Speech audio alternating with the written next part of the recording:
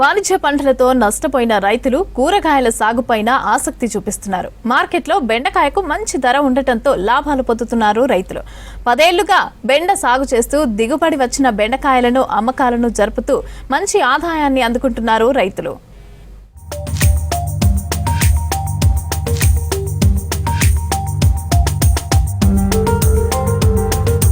వాణిజ్య పంటలు వేసి అప్పులు పాలై ప్రత్యామ్నాయ పంటలను సాగు చేస్తున్నారు ఉమ్మడి వరంగల్ జిల్లా రైతులు. గ్రామాల్లో వ్యవసాయ భూములతో పాటు ఇంటి పక్క ఖాళీ స్థలాల్లో బెండకాయ సాగు చేస్తున్నారు. ఎక్కువ లాభాలు వస్తూ ఉండటంతో హనుమకొండ, వరంగల్, జనగామ, ములుగు జిల్లాలో 10 ఏళ్లుగా బెండకాయ సాగు చేస్తున్నారు. బెండ సాగు మనకు మంచిగానే ఉంటుంది. దానివల్ల ఏంటంటే ఇక ధర లేదు కానీ ధర ఉంటే మంచి దిగుబడి మంచిగానే వస్తాయి. లేబరు ధర ఈ రెండింటిని తిప్పరు కానీ అన్ని దేనికైనా నయమే. ఇప్పుడు ఇది ఏంటంటే మనం 10 గుంటలు ఎంత వేసినాకో బయట 5 ఎకరాల 6 ఎకరాల పొలానికి పెట్టుబడికి అందుతుంది. చిలకలకు కానీ దేనికి పత్తికి కానీ దేనికి దానివల్ల మనకు పెట్టుబడి అనేది దీని పోతుంది. అంతే అది లాభం ఉంటుంది. అంతే బెండ అయితే చాలా సార్లు ఎత్తాం. ఇదైతే అలకడిది అన్నట్టు. మార్కెట్ కూడా మంచిగా పట్టుకోపోవచ్చు. బత్తలల్లో రోజుకో దినం తింపుడే కాయ దాని కాబట్టి 2-3 వేలు వచ్చినా 1000 కూలీల 1000 అనేది.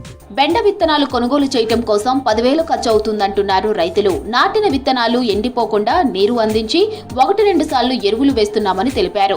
45 రోజుల తర్వాత బెండకాయలు కోతకు వస్తాయంటున్నారు. కోసినప్పుడల్లా 2-3 క్వింటాల దిగుబడి వస్తుందంటున్నారు. వీటిని మార్కెట్కు తీసుకెళ్లి అమ్మితే 10 కిలోలకు 300 రేటు వస్తుందని చెబుతున్నారు.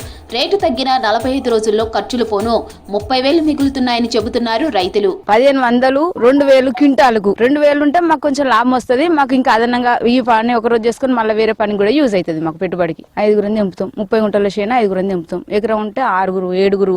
ఈ కాయను బట్టి చెట్ల సైజుని బట్టి కాయను బట్టి తెంపుతాం.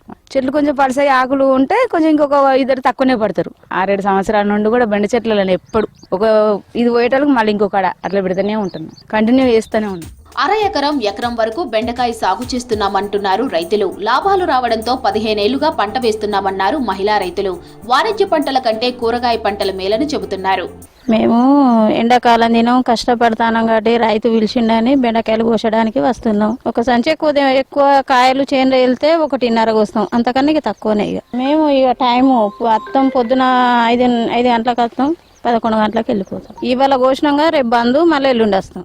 బెండకాయ సాగుతో కూలీలకు పని దొరుకుతోంది. రోజు ఉదయం 6 గంటల నుంచి 11 గంటల వరకు చేలలో బెండకాయలు కోసేందుకు వస్తున్నారు కూలీలు.